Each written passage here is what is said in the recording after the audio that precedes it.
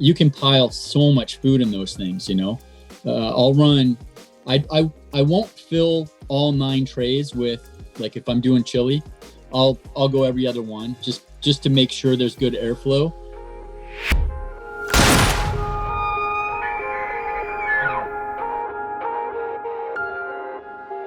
What's up, everybody?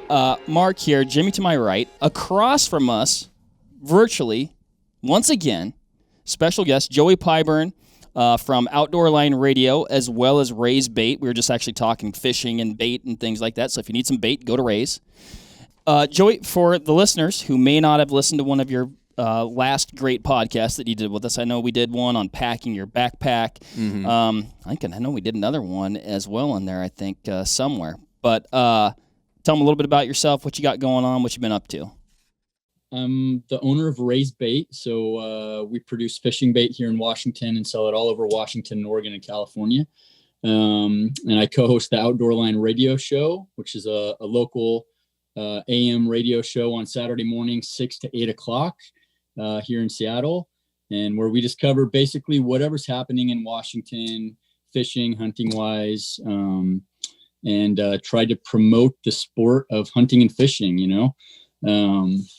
and then I just do a ton of that stuff. I've kind of ended up in a position where the bait business allows me to be on the water fishing a lot. The radio show, I kind of have to go out and be experiencing the stuff so that I can talk about it.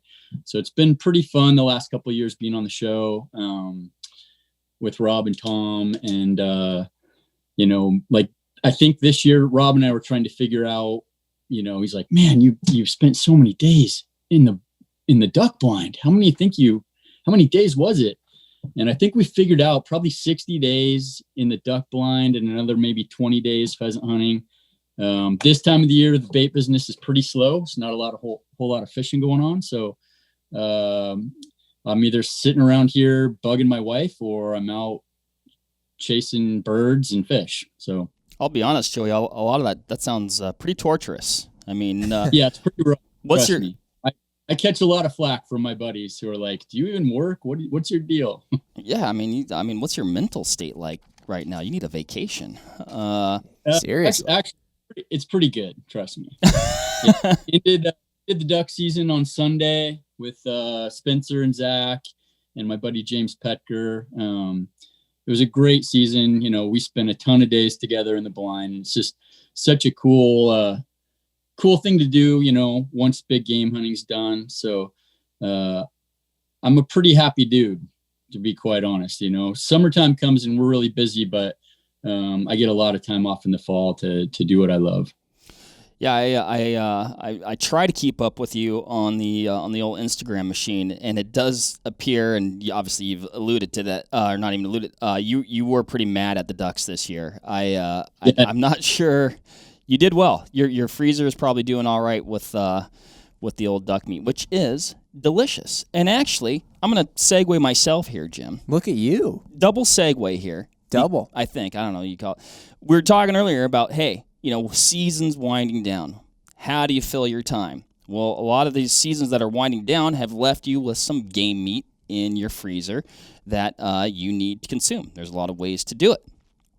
But even though it's in your freezer, there's probably a step that you can take to preserve it even further. Now, what sprung the idea of this podcast, and I'm just going to tell people what we're going to talk about here. We're going to talk about dehydrating food or dehydrating meals. Yes. But I got this idea in my head, Jim. So, personal story. That's a quote from one of Jim's favorite videos. Anyway, I got wild game, admittedly, around my house, other than myself, not the most popular choice, right? So then I'm left with this wild game. I need to do something with it. I do eat lunch every day. So I got in my head that I could make entire meals utilizing my wild game, dehydrate it. I'm thinking probably put it in like mason jars. Then I can bring those jars to work, pour water on it. Boom, I've got lunch, and I'm not eating all the crappy lunches that I always eat every day. Okay, that's what I was about to say, because you just brought up the fact, you said, and I quote, I do eat lunch. And I was thinking, In what capacity? It depends on what we all call lunch. If it's just something that goes in your mouth and eventually into your stomach sometime during the middle of the day, then yes, you eat lunch. If it's something that actually looks pleasant to consume, then no, you don't eat lunch.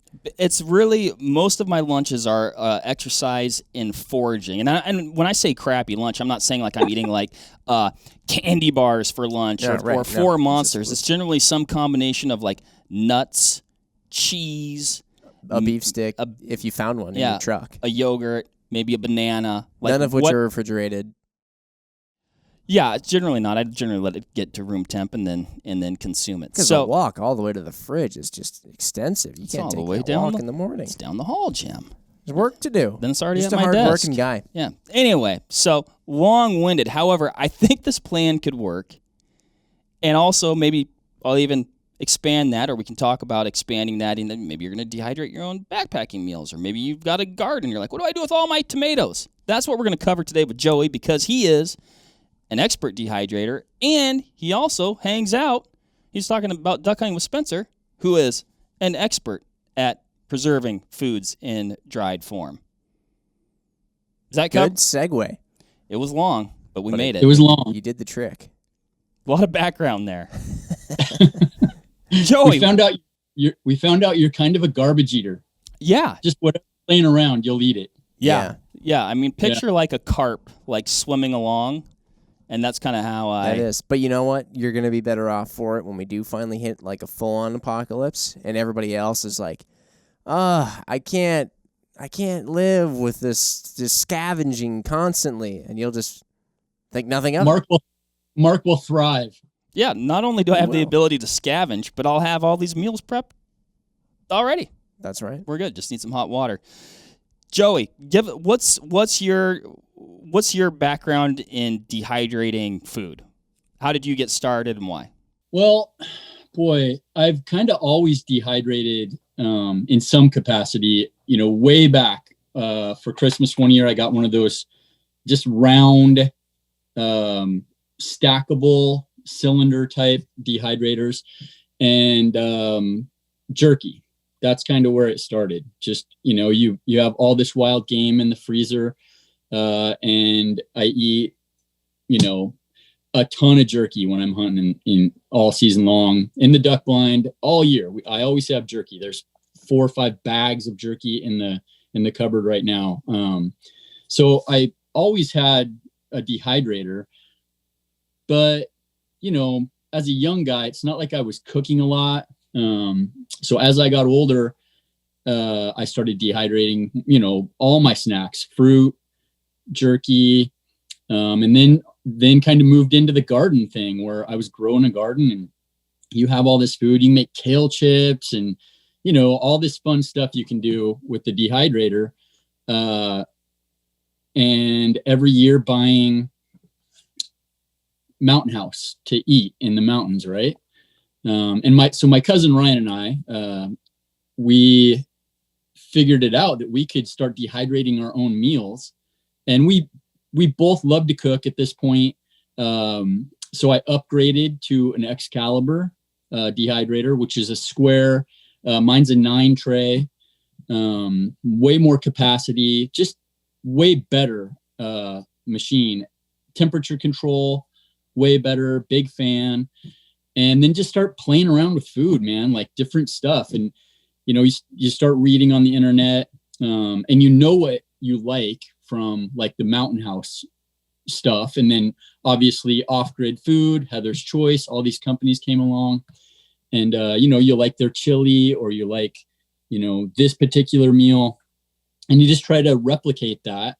And that was kind of the first thing I did was chili. I made a big thing of chili. It's super easy to dehydrate. You spread it out on the dehydrator. It dehydrates quick. It rehydrates really quick too. Everything in there is pretty small. But then, you can't just eat chili all season long. So spaghetti, like stroganoff, moved into like quinoa stuff. Quinoa is awesome. It also dehydrates super fast, rehydrates really easily. So that just kind of started getting into it, and then you just got totally spun out on it. And like, if I go in my room right now, I could bring a tote out here that has 50 dehydrated meals in it, left over from this season. That's awesome. Are you just dehydrating then whatever you've got going there? You come up with some recipe or whatever, dehydrate, and then do you vacuum seal that in a vacuum bag then? And then. Yeah. So, like when I'll usually start my hunting meals in like July. I have a lot of stuff in the garden at that point. And like I started adding like carrots and kale and way more vegetables into every meal I made, right? Beets, carrots, kale, spinach, all the stuff that was in my garden. If I was making chili, it's not just beans and meat. It has all that stuff in it, right? So I'll start in July,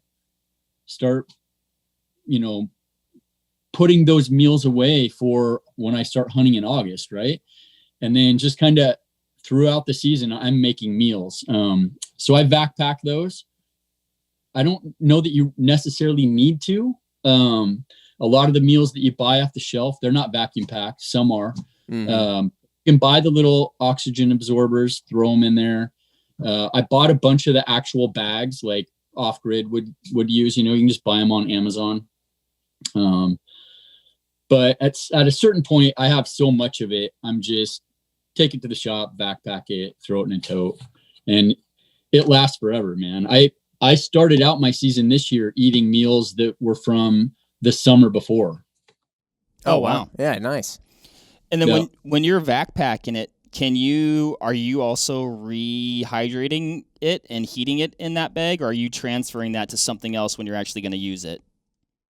Yeah, well, so the one thing about dehydrating that's a little bit different than freeze drying is it does take a little bit longer to rehydrate the food. Okay. So the way I do it, now like Heather's choice, she's dehydrated.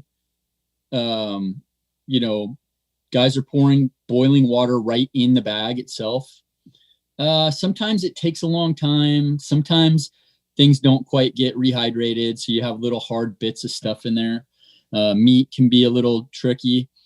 So what I do is I have a Jetboil Mini-Mo, and it's kind of the fatter, squattier pot. And that Mini-Mo dials down super. I mean, it's like you can get it down to like just barely a flame. So I like quite a bit of food. Like when I get back to my tent, I'm hungry. I usually eat about 2 cups of dry food. And I usually start with about 2 cups of water. So 2 cups of water into my Jetboil, crank it up, get it boiling. As soon as it's boiling, dump the dry food in, give it a stir, and turn it off. And just then, get my gear ready for the next day, make my lunch for the next day. Just like instant rice. Yep. Turn it on, simmer it again. Just bring it to where it's simmering. And then crank it all the way down and let it sit with just a little bit of flame, just simmer. And then it gets completely rehydrated, right? And I know it's another step, but trust me, it's not that big of a deal. And I think it's a way better meal when you're finally done, right? There's nothing worse than going to eat and now it's cooled, in the bag, it's cooled down because it's been having to sit there for so long. And then there's like little hard things in there. So that extra step for me is kind of key. I like a nice hot meal and I want everything rehydrated properly. Okay. That makes sense. Nice. Now, I guess this is more of like a backcountry, sanitation question, but now you've got a dirty pot, right? I mean, one of the nice things that's nice about like when you got the bag is you eat the food out of the bag, press the air out of the bag, put it in your, little Ziploc storage trash bag, whatever you got with you, and your pot is clean because you just had boiling water in it. How are you kind of cleaning that pot every day so you don't have like rotten food in it or stinky food for a week? Yeah. So even on a, 7-10 day hunt, I use my Jetboil twice a day, right? I make my breakfast and my coffee. And, I always have I pack paper towels with me. It takes a half a paper towel in the morning to wipe out my Jetboil. And the other half, the messier meal is obviously your dinner, when you're actually cooking chili or spaghetti or something in your jet boil. I eat out of my jet boil. As soon as I'm done, I pour just like a half an inch of water in the bottom of it, put it on, blast it, and let it boil in there. And it kind of steams the inside of it. Mm-hmm. And then I roll it around in there, dump it out, and wipe it out with that other half of the paper towel. That stuff goes in the bag that my food came out of. Tuck it up nice and tight. And at the end of the week, you have basically 7 paper towels. They're all shoved inside the bag your food was in. It's clean and easy. It's not that big of a deal. Sweet. Quite the system. That is quite the system. All the way down to the half paper towel. Mm-hmm. Oh, dude.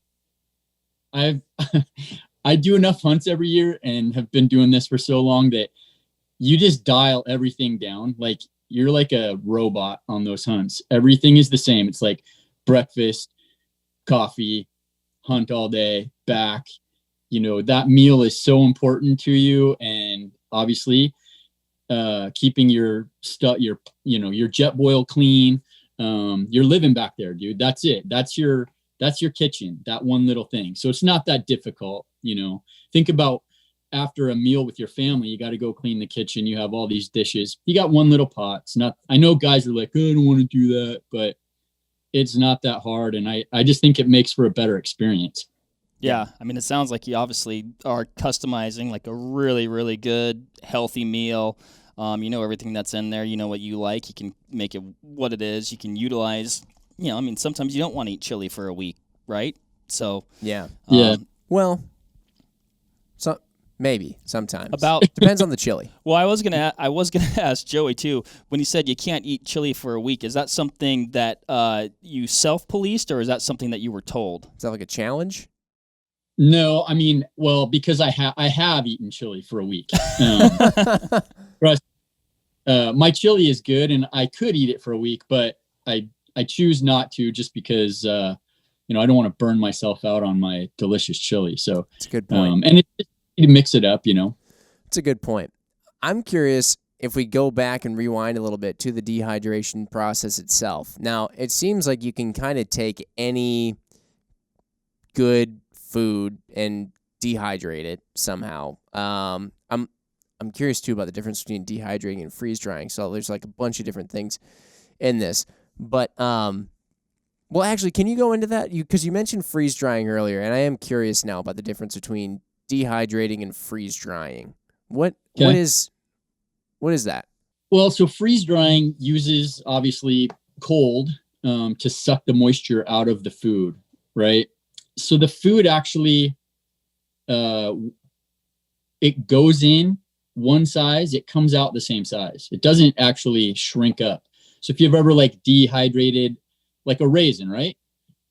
That's what a raisin is. It's a grape that is dehydrated. It freeze drying doesn't shrink the food. So that's one benefit to dehydrating, is it actually makes everything smaller. So if you're concerned with, how much room you have in your backpack, dehydrating it's smaller. But as far as like the nutritional value of dehydrated versus freeze dried, I think, they're pretty much the same. And yeah, you can pretty much dehydrate anything. The one thing that doesn't hold real well would be like stuff that with a lot of fat in it, Oh, okay. Yeah, I was going to say, like, when you're dehydrating, like when you buy like a commercial grade dehydrated meal or a commercial grade freeze dried meal, I mean, it seems like, good for the year, 50 years in the future, right? When you're doing it yourself, what are you generally finding is like kind of that shelf life? Well, like I said, I usually have enough meals to get through my whole hunting season. And then like right now, I made way too many this year, so there's a bunch of them in there. I probably won't have to make nearly as many moving into the 2021 season. When we go on our bear hunt, I'll probably bring a lot of that stuff. Oh, nice. Just so we have it and we can, burn some of it up. But I don't know. I've had meals in there that they're a year and a half old at least, Yeah. If they're vac, I don't know, man. I'm sure they're good for 10 years. I don't know what would go wrong with them. As long as you get all the moisture out, that's the key. Yeah. If you dehydrate something and I'll go out and I'll check it. If you feel it and it's gummy or tacky at all, it's not done. It's got to be like crispy, dry. Like cereal. Yeah, exactly. Yeah. Otherwise it's gonna spoil. Yeah.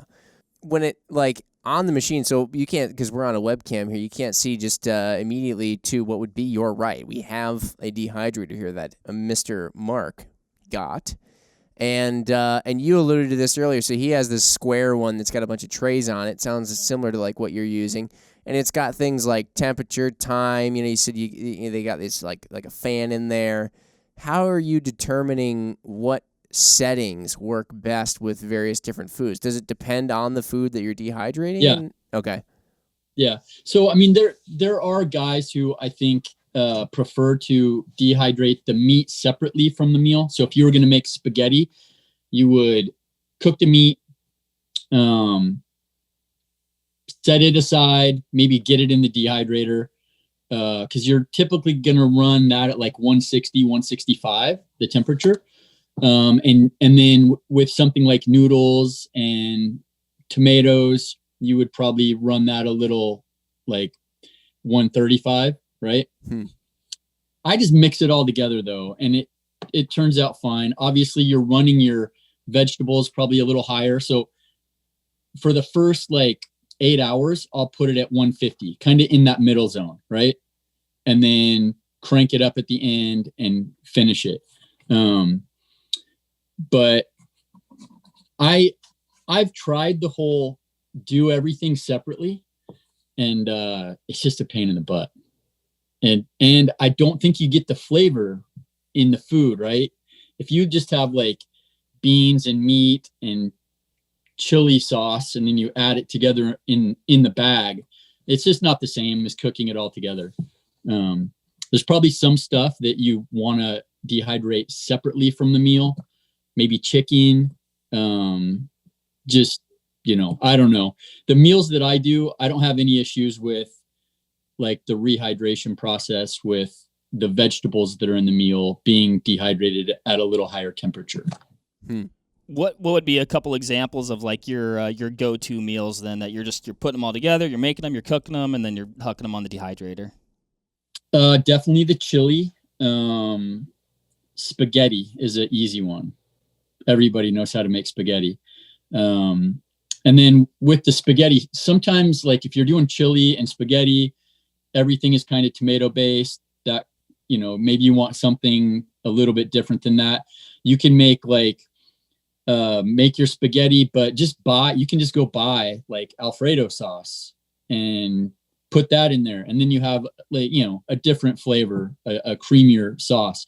Sometimes with that stuff, with a fattier cream based sauce, I'll make sure that like, if I want that, I'm going to eat it up that month. Like I'm going to make it, and I got 2 hunts planned, and between those 2 hunts, those 10 meals are going to get eaten. Gotcha.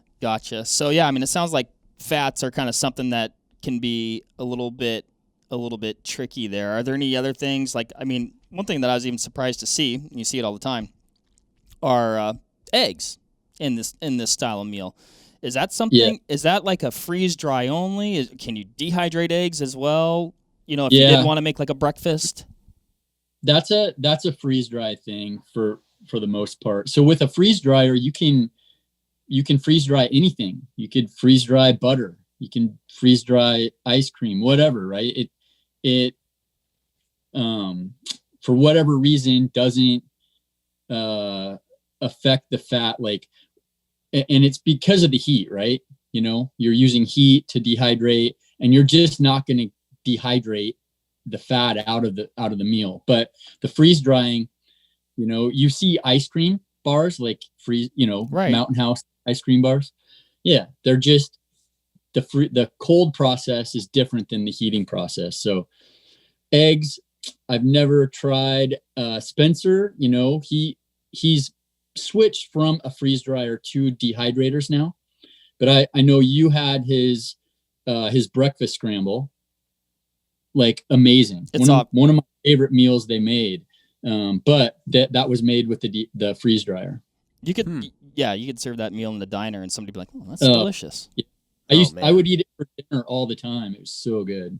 I think I actually just have a thing about, you know, I haven't done obviously any homemade dehydrated meals, but I have a thing about like mountain houses and all those. I mean, sometimes I get excited to be out in the woods or wherever just so I can get to eat those, which probably means that I'm not out in the woods enough, because I think maybe some people who are more frequently than I am are a little bit like, oh, I've had enough, but I'm always just can't get enough of that stuff. Yeah, I used to love the turkey tetrazzini, right?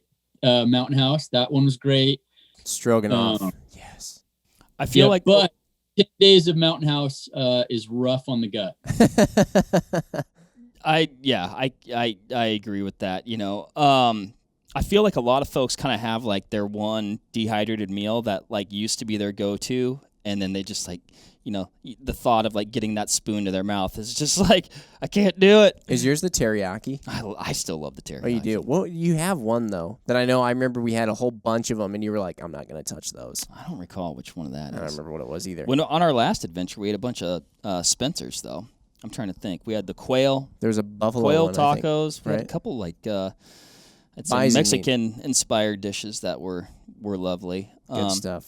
Well, you know, staying on the fat thing. So I recently made some. It was kind of like I don't know. I kind of made it up as I probably combined about 3 different recipes. But it was a wild turkey, curry, coconut milk, peanut sauce with cilantro and things like that. But you mean that stuff you've got right now? Yeah, sitting at room temp over at your desk. The toxic green colored concoction that is delicious. That I'm sure my dog is actually eating right now. Had some chili oil in it, Jim. It's all sorts of good stuff. Anyway, though, my question is, you know, I think that coconut milk has like a lot of fat in it. So would that act the same as like animal fat then? Probably going to be. No, I was just talking to Spencer about this, because they're gonna, you know, moving away from the freeze dryer and he just bought some big dehydrators. I was kind of asking him how the meals are going to change. And yeah, some of the meals are going to change. Like they probably won't have the mac and cheese because of the fat, but he said the coconut milk seems to dehydrate just fine. So yeah, you should try it. You should put it in there and try it, you know, just dehydrate one little batch. Can you tell if it didn't work, if it's something really fatty, if it didn't work just because it's still kind of tacky when it comes out, or? No, it's not so much of that. It's that I think the storage, you know, storing it is where you're going to have some issues, because the fat can go rancid, you know, not being. You could probably combat that by, you know, I've done mac and cheese. I've dehydrated it. But like I said, I usually eat it up pretty quick. You could probably vacuum pack it, throw it in the freezer, and eliminate that, you know, the possibility of it going rancid. Right. Oh, sure. How do you know when you stick something in the dehydrator? I mean, how long it's going to go? I mean, you mentioned earlier 8 hours, for example, on something. I mean, is that trial and error? Is that a little bit like you open it up, pull it out, check it, touch it, see what it feels like, throw it back in if it's not quite ready, and then you just sort of eventually know, general rule of thumb, how long stuff goes? Or yeah, I mean, with meats, which, you know, if you have meat in your meal and you have it's spaghetti, well, I know that there's a basic guide in there. It's like meat could take up to 16 hours, right? Mm-hmm. So yeah, I usually make the meal. Like if I'm making dinner, I'll make 2 big batches of chili, one for my wife and I, and then one to go in the dehydrator, right? If I'm going to go through the process of making it, I'm going to go ahead and get some for the dehydrator. After dinner, I'll go out, put it all in the dehydrator, turn it on, and it's going to run all night. I get up at 4:30 in the morning, make a cup of coffee, go out, and yeah, pull the racks out, start kind of giving them a little touch test and see where they're at. And most of the time for me, if I put it in the dehydrator at like 9 o'clock at night, by about 6 o'clock the next morning, they're done. Okay. Is there can you dehydrate something too long? Like if you're like trying to err on, the side of, I guess, caution or whatever, like I don't want to under dehydrate, but can you like all of a sudden something goes bad because you left it in too long? I don't know. I doubt it. I mean, you may dehydrate some of the goodness out of it, but I don't think so. I mean, you're dehydrating between 120 and 160 degrees, right? So it's like, it's not gonna burn. Yeah, that's fair. When you're doing veggies, do you have to cook the veggies before dehydrating them? So do you have to get them to whatever end eating state you're going to want to have them in when you eat them? Or can you just basically take a bunch of raw veggies and dehydrate them? It would seem to me that you'd cook them first somehow, right? Like steam them or... Yeah, some of them you like stuff that's going to take a lot longer to cook, like carrots. Yeah. What guys will do is cut them into whatever size you want to eat them, put them in a basket, into boiling water, and just blanch them 2 or 3 minutes, right? Just to kind of soften them up. Otherwise, you're basically making like chips. It's going to be way harder to rehydrate something like that was already raw.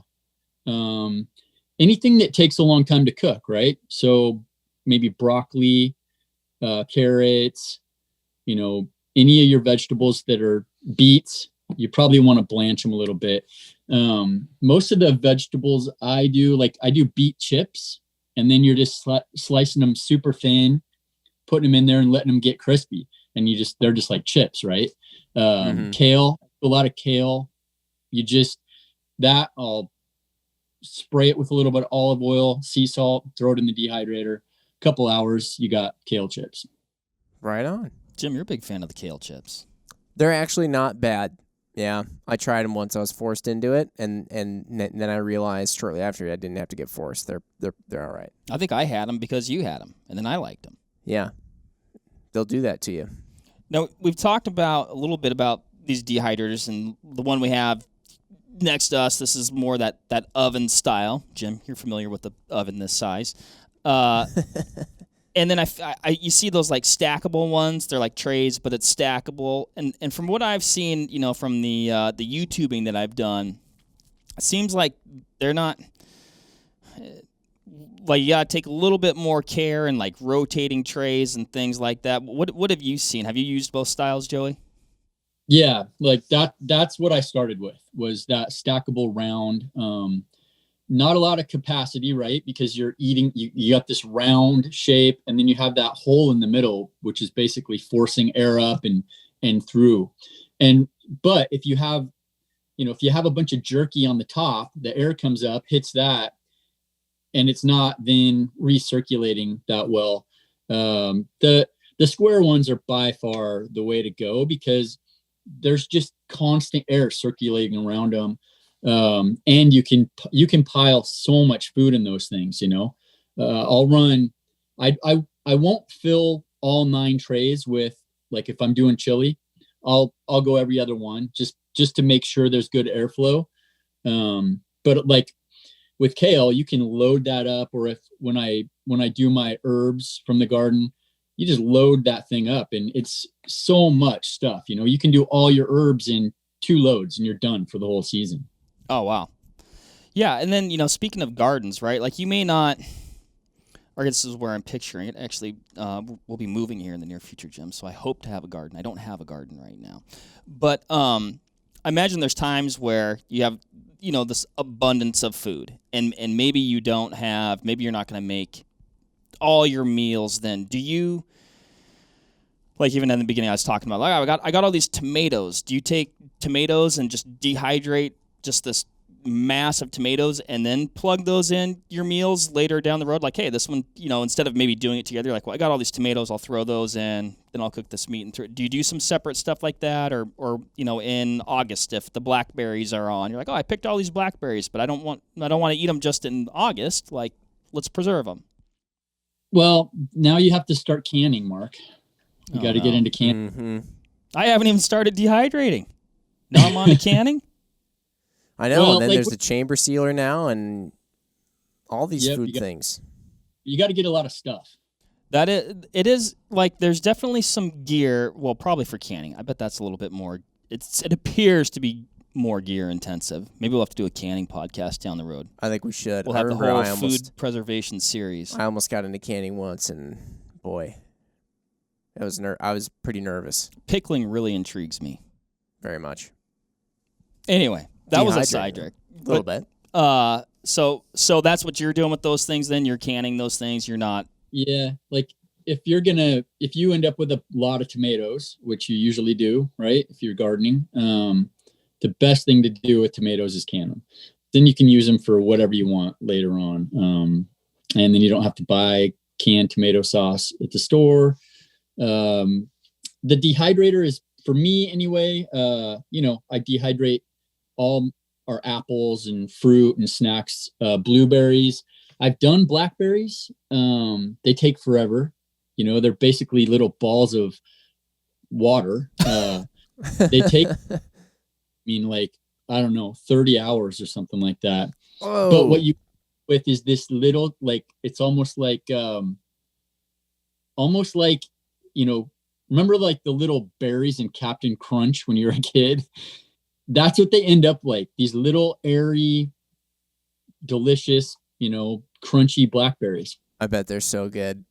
They're so good, dude. Yeah, especially if you just get water goes out, just the sugar and the berry, Heck yeah. That's interesting. I mean, I know all these things get smaller, but it almost seems like those ratio-wise are getting... It goes from a thing of what appears in the berry world would be great substance, maybe not strawberry level, but yes, down to something very, very small. Mm-hmm. But flavor packed though. Oh yeah, and strawberries too. We grow a ton of strawberries here, and they're great in the dehydrator. Anything that when you bite into it when it's fresh and it's already sweet, if you dehydrate it, it's ultra sweet. You're just getting rid of all that crappy water. Yeah, who needs it? Just keep the good stuff. Water. Talk us through your jerky making process in the dehydrator as well, because a lot of what we were just talking about there was the stuff that you would dehydrate and sort of reconstitute, if you will, with some hot water. But the snacks, and you mentioned the chips too, but the snacks that you actually intend to eat dehydrated. The jerky one's interesting, like what cuts you're using, how you're prepping them before they go in, and how long they go in, other flavors you've done maybe. Yeah, so, one thing I'm not very good at is I'm kind of like in the kitchen, I just kind of go in there and go to it. I'm not a huge recipe guy. Like I'll use a recipe as where I start, but I'll kind of spin off in the kitchen. So I've made jerky that I'm like, this is the best jerky in the world. I didn't measure anything. I just, made the marinade, and then, but I have just like a basic marinade that I use, and you can find, there's so many online. Hank Shaw's got a killer cookbook with lots of recipes in it. I use a lot of his stuff. But as far as cuts of meat, when I'm breaking down my elk and deer, I try to keep the jerky pieces as large as I can, So I'm trying not to break those big muscles down too small, so that I can get like a very big piece of jerky, like a big square or a big rectangle, and cut them thin. And then, jerky super easy. Into the marinade overnight, out, strain off the marinade, right in the dehydrator. It's like the easiest thing you can do. And you can pile up a lot of jerky super fast. It's like, a couple days of banging out jerky, and I have enough jerky for the whole hunting season.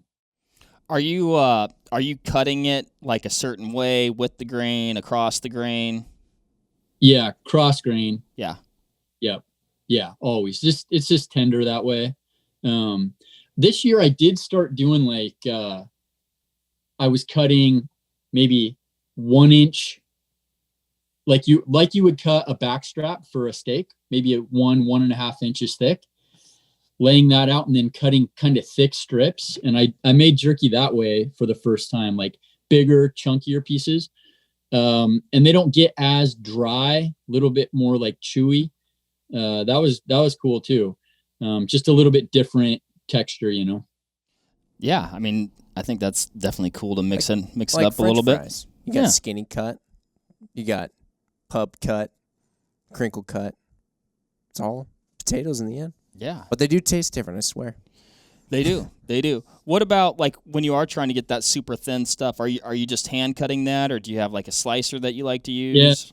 Yeah, I have a slicer. Okay, I'll have to add that For to years, the list. you just get a way more uniform cut with a slicer, and you know, it's not like a slicer costs you $500. They're pretty cheap, so it's just another cool little gadget. You know, us hunter guys are all gadget guys, so even in the kitchen, man, I have like every little gadget and KitchenAid deal.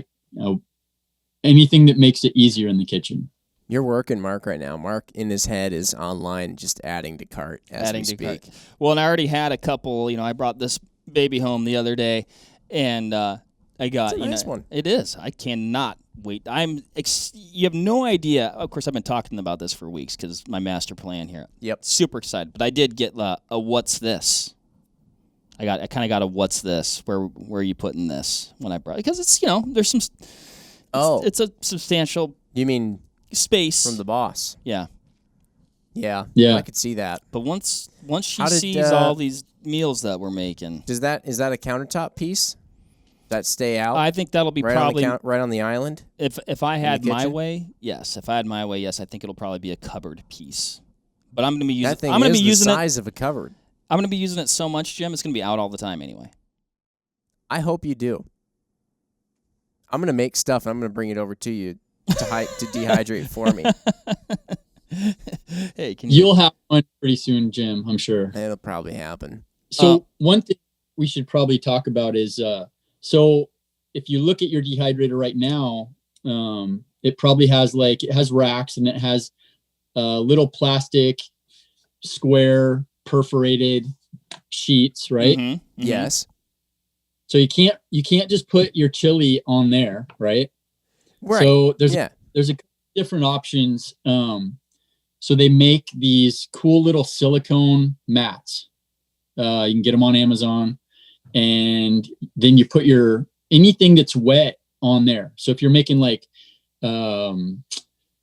potato bark or sweet potato bark, or you want to dehydrate applesauce, you put it on those silicone mats, or you can just go to the grocery store and buy parchment paper. And that works really well too. I use that a lot. Okay. But at least the mats you can reuse over and over. So I have 4 of those, and then I use parchment paper also. And you just cut the parchment paper to the same size as your mats, and put your food on and spread it out. Mm-hmm. If you I guess portion wise or whatever, let's say you made an average pot of chili. I think maybe we can all picture that. This happens to be, I think it's a 10 tray. Will that fit? Will you put a whole pot of chili in there in one go? No, just because I have before, and what you find is when you have that much mass, you lose airflow. So maybe the top one will be totally done, and then all the outer edges are all dry, but then as you get to that middle, you it's kind of tacky or wet still, which then you're gonna have to run your machine really long, and you're just gonna be able to do it way faster if you kind of spread it out and make sure that there's good airflow in there. Mm-hmm. Okay, so you wouldn't load Would you even do like maybe like 4 trays, just like pick 4 trays? And how many are you doing at a time? I just skip a rack. Okay. Yeah. Go every other. That makes sense. What, if you're going to make a meal, cause like obviously you go from this, whatever normal cook state to this dehydrated state, what would be, is like 2 racks, 1 meal, is 1 rack, 1 meal once it's done? So what I did, because at first, like, I would end up with all this dehydrated food and I didn't really know like how much is my portion once it's dehydrated, right? Yeah. So what I started doing the last couple of years, especially with that Excalibur, it's so big, I can fit on it 1 rack, I can fit a meal for myself, or even maybe a little bit more. But what I did was, I measured it out. So I just filled my jet boil the first time to the level that I would want to eat. And then measured that out, and it comes out to, about 2 cups. Well, then I do 2 cups at a time of wet food on the dehydrator. And then I know that's a meal. That's like a very hearty meal for me. Do you find that it's always pretty much about water to food with wet stuff that you're trying to rehydrate? Is it always basically like a 1-to-1 ratio of food to water? Like even you mentioned applesauce, which I found kind of interesting. Like I wouldn't mind having some applesauce out there, but I wouldn't always know how much water to add to it unless it's basically. Yeah. Well, with something like applesauce, I usually start with a little less water because you can always add more. If you get stuff too watery, it's not good. With like the meals, I always start with about 1-to-1 and usually have to add a little bit more water at some point in the process, but it's a good place to start for guys. Okay. Got it. Again, very similar to my instant rice. In fact, I do think most instant rice is basically dehydrated cooked rice, if I'm not mistaken. Yeah, that's all it is. Look at that. I have all this experience already. Didn't even know it. We should have been interviewing you, Jim, with all your instant rice experience. Yeah, well. I want to get back to the jerky thing, though, because I think we were talking about some differences between meat and vegetables, kind of so meat is typically about that 160 mark for temperature. 160. I think on my dehydrator, and if you look, most dehydrators now, they have a dial, and it'll say like vegetables, it'll go right on up the list, right? And meat is always at the top, and I think it's about 165 maybe on mine. Gotcha. And then is that same program? Is that taken about you put it in about 9 p.m. and when you get up in the morning you're good to go, or longer? Or that's usually how I do it. Is I usually put it in before I go to bed. And with the meat, with jerky though, I've messed it up a couple times where I wake up and go out there, and it's also depending on like what the temperature is, because I do mine in the garage. So if it's a warm summer night and you're doing jerky, it's gonna dehydrate way faster. So I've went out there a few times and it's like I have jerky chips, like just crunchy. So with you're not talking me out of it. No, and I'll still eat it, but it's a little, not everybody wants jerky chips, meat chips, but someone does. Yeah, probably quite a few backcountry hunter guys probably wouldn't mind meat chips. No, but I'll usually set it for 8 hours. So, I go to bed, it's about 8 hours. I'm up and out there and checking on it. And then if it needs to go a little bit longer, at least I'm not going to overdo it. Yeah. Yeah, that's probably important to point out. You can always go look at it, get a little status check. Are you just looking at it though? Like I've got a window here, I can look at it through, I can see what's going on. Do you want to stay away from actually opening it up because you don't want to stop the process? Yeah, I just open it up, and once you've been doing it for a while, it's pretty easy to know like, okay, this is done. Because it may, it may feel a little softer, not softer, but it like the with jerky especially, you might open it up. It looks like it's all dry, like it's good. You feel it, and it's feels dry, but it's you can. It's not firmed up yet, right? Because it's warm. It's pliable. You take it out, and then I'll just turn it off and leave the door open and let it cool down, and then it's usually perfect, right? As it cools down, the jerky kind of firms up. It's pretty easy to tell, when stuff is done. That makes sense. Mark, what is the first recipe you're going to try that? Please don't tell me it's that toxic looking turkey stuff. It's delicious. If you were eating it, if you like Thai food, like I don't it's believe like that a combination tastes like of like Thai Thai peanut like sauce, coconut curry. Is that the first recipe you're going to do? Please tell me it's not. You know what? It might be now. Ugh. Joey told me to experiment with the coconut milk. Why don't you try something good that everyone likes first? I'll do it. We've been talking about chili. Maybe I'll do a chili. That seems like a good starting It's a good point. start. You could do. I bet it would be real good as you get together a bunch of fajita veggies and taco beef or steak or something, and you just do a big burrito mix, dehydrated, and then you have some tortillas folded up in your pack, and then you just make some dehydrated camp burritos. Yeah, except street tacos. Why would no? No one wants to eat. Actually, you know what? Street tacos in the woods. You're you actually only eat street tacos on the street. Right. I would. I'm all about efficiencies, and I don't like to hassle and to have to go through the work of several and the mess. things. Yeah. All right. You talked me out of it. Into it, out of it. I don't know. I'm good at talking people out of tacos for a burrito. What about the size of things? Like, are you wanting to maybe chop things finer so they dehydrate faster? Yeah, and keep everything uniform, similar in size. So, and then, everything is it's going to work better if everything's smaller, right? Not only will it dehydrate quicker, but it will rehydrate quicker, right? If you have big chunks of carrots in there, it's going to take a long time to get that thing rehydrated. So I chop everything pretty small. So like I have done the fajita thing, right? I've cut I'll take like a chunk of backstrap out, cut it super thin, little thin strips, marinate it up, cook that. And then with your vegetables, peppers, onions, garlic, I just throw kale in everything because it's a good fluff, add some substance.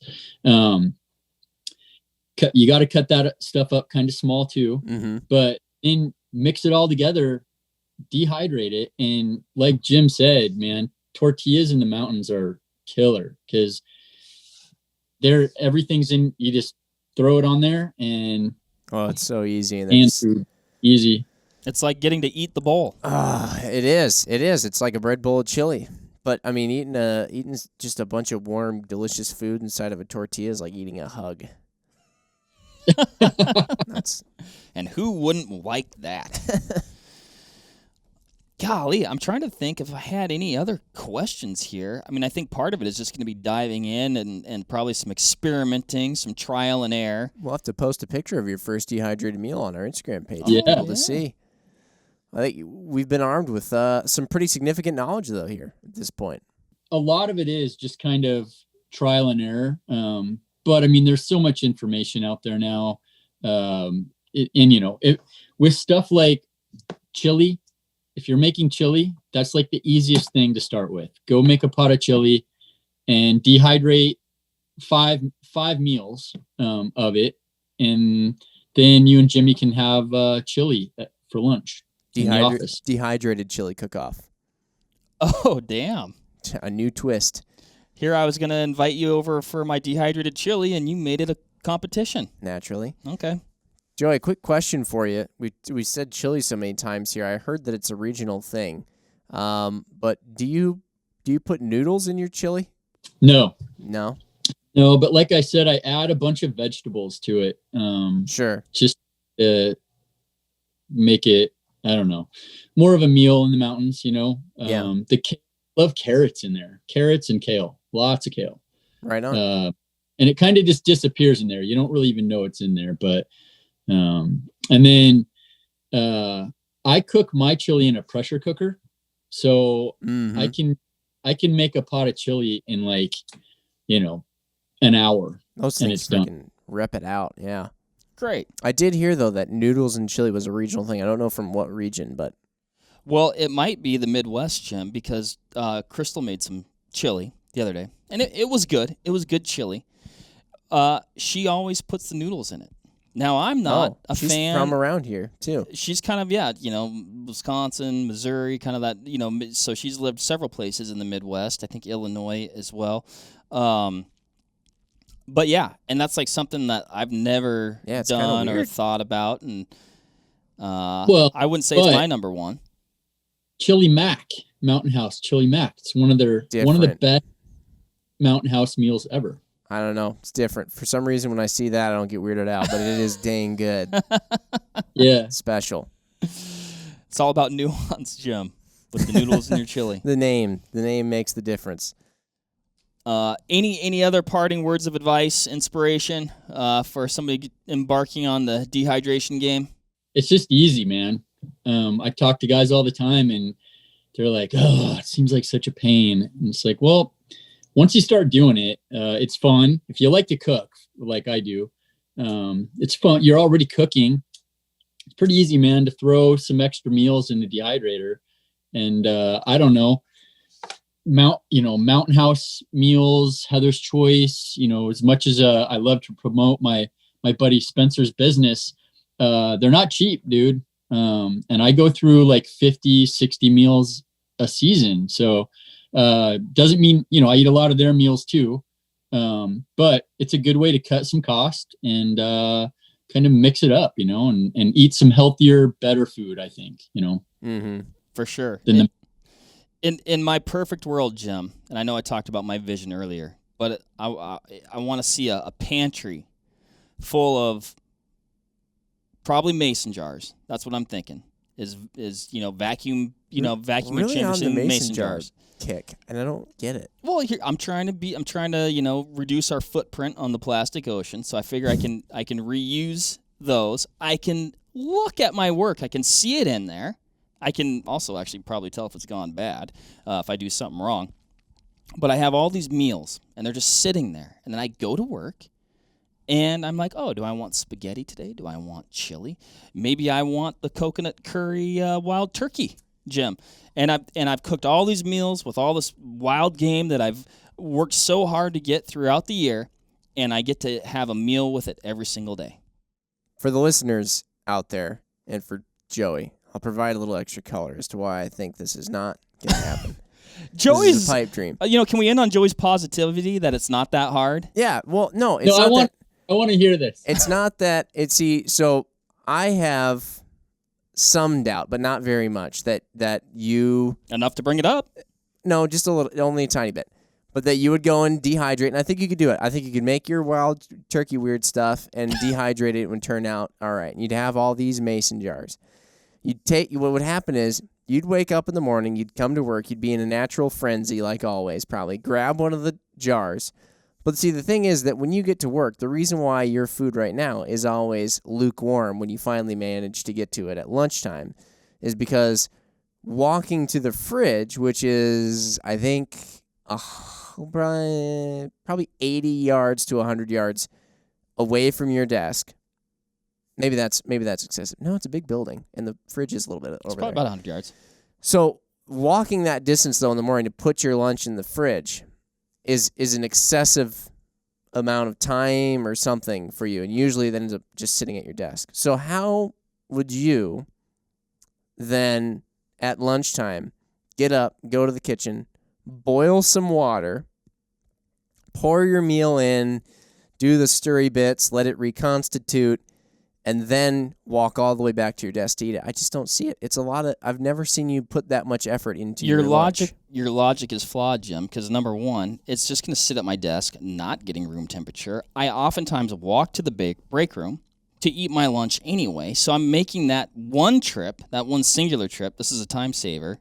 And we've got I can microwave hot water. We got a hot water machine down there. I could probably just put it under the nozzle and pipe it right in. What I'm getting at is I've just never seen you put nearly that much effort into your lunch in my life. Which is why you usually eat granola bars and truck food. I do. There's so many times that I go, I'm here and I don't bring a lunch. I just don't. One reason or another, I didn't bring a lunch. Then I have to go to my truck, and you hunt all fall. You accumulate a certain amount of just truck food, and you go scavenge the old truck and find some granola bars, maybe a Cliff Bar, maybe some nuts that you had, maybe a loose beef jerky behind the rear seat. But I don't know. I hope for your sake that it does happen, but I'm cautiously. Can't you just be happy for me? Well, I can't be happy for you yet. You haven't even used this yet. I will be when you finally do. Sorry, Joey. He did get a Dehydrator at least. I mean, I have faith in him. He's going to do it. One step in the right direction. Yeah, I got the Dehydrator. There's step 1. Step 2 is washing it out. No, but yeah, and then just getting apparently 19 other things that I need to get to, I need to get a slicer now. I need to, all sorts of stuff. Do a list of all the stuff you need. There you go. That'll come in handy. Maybe we'll include that in some show notes or something. Absolutely. Sweet. Awesome, Joey. Well, thank you so much for taking the time to go through this with us. We're actually right at an hour, Jim. Well done. Efficient. And anybody out there, if you have questions on this, let us know. We'll relay those to Joey. He can answer them for you. And that's it. That is. Thanks again, Joey. All right. Cool. Thanks a lot, guys. Always a good time. No, appreciate all the information. Always good chatting. And till the next time. Yep. All right. Bye, everyone. All right, that'll wrap it up for this episode of the Vortex Nation Podcast. Thanks, everybody, for listening. Hit that subscribe button so you can always stay up to date on the latest happenings over here at the Vortex Nation Podcast. You can also follow us on Instagram at Vortex Nation Podcast. Again, everybody, thanks, and happy hunting and shooting. We appreciate it. Have a good one.